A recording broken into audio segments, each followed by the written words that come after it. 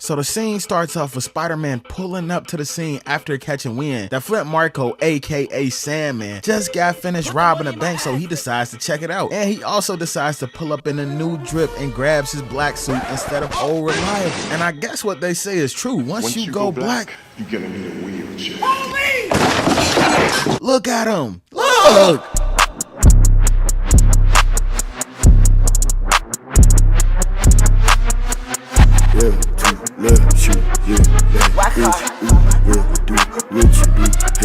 He's swinging through New York City with all types of finesse and the exaggerated swagger of a black teen. But who he trying to show off for? Gwen Stacy ain't up here. What you mean, Mary Jane? No! F that jagged mouth, bitch. Fun fact, Gwen Stacy looked way better than MJ.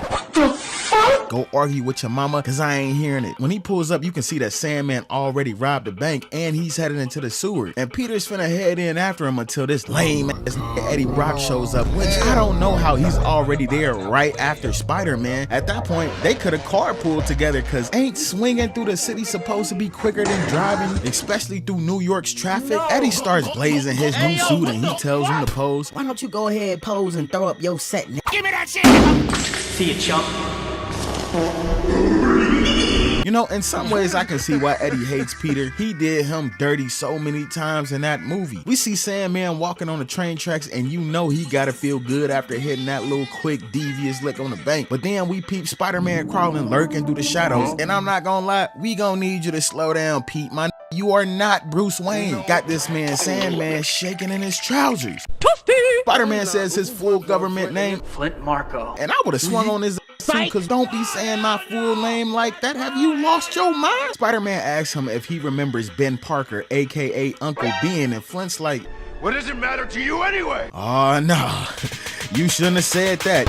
Everything! He shoots his webs and uses the train's momentum to swing and buries both feet in the middle of this man's sternum and kick him again just for good measure and makes him drop both bags of money. He tries to go in for a third kick, but Sandman stops him dead in his tracks and then backhanding him, knocking him on the train tracks. He does this pointless flip off the tracks like, bro, you had enough time to look up and flip off. Gwen's not here. She can't see you. And before you hop in my comment talking about, bro, he's Spider-Man, he swings up and over and makes his way back over to Sandman and kicks him in his back, bouncing his head off the window, and then picks his head up and start grinding his head against the train that's going at least 300 miles per hour. Now imagine if this was a regular person. It'd be pieces of face and chunks of brain matter flying all over the place. All because he unalived your uncle? Come on, bruh. Niggas' uncle die every day, B. You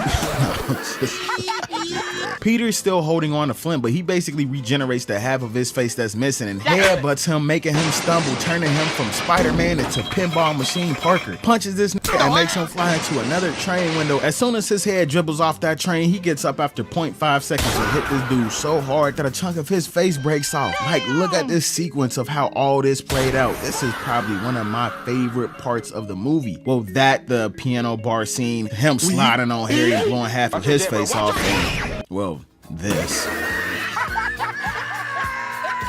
His face hits a handle on the train. Peter grabs him and punches him again, causing him to fall. And then he punches him through a steel pipe like, damn, dude, I know you getting your kick back, but you low-key overdoing it at this point. They continue falling until he lands in a puddle and hits the ground, and he starts noticing his hands disintegrating. And I'm not gonna lie, I wouldn't take this man serious at all. You telling me all I have to do is hit you with the R. Kelly special and you're done for? And you're supposed to be a so-called villain? You can't even do your crimes when it's raining outside. How do you even take showers? Can you even drink water? Once he notices he's impervious to water, he does the most unnecessary and obnoxious scream and swings towards Sandman as if he was gonna kick him again. Goes for a pump fake and then he kicks the giant pipe behind him where he's standing. Then water starts leaking out and you can see his heart drop through his sandy asshole. Then he starts pulling on it. Every boat that starts flying, you see more and more of his soul leaving his body until the whole thing ends up collapsing and washes him away. And then Peter says one of the coldest lines in the movie.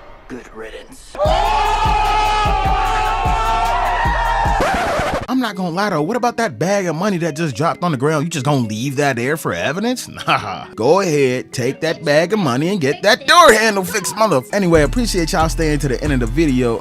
Make sure y'all go ahead and comment down below what y'all want to see next, and go ahead and follow me on all my social media. I'll see y'all next time. She addicted me just like some Ritalin. Your girl up for grabs, I snatch it and dance. Don't know why she play like she innocent. I get to the bag, I'm thumbing through cash. You know that I'm counting up dividends. Put this shit on my back and stack up on racks. Wake up and I'll do all this shit again. I've been up for 7 days and I'm making plays. Can't let nothing take on my headache.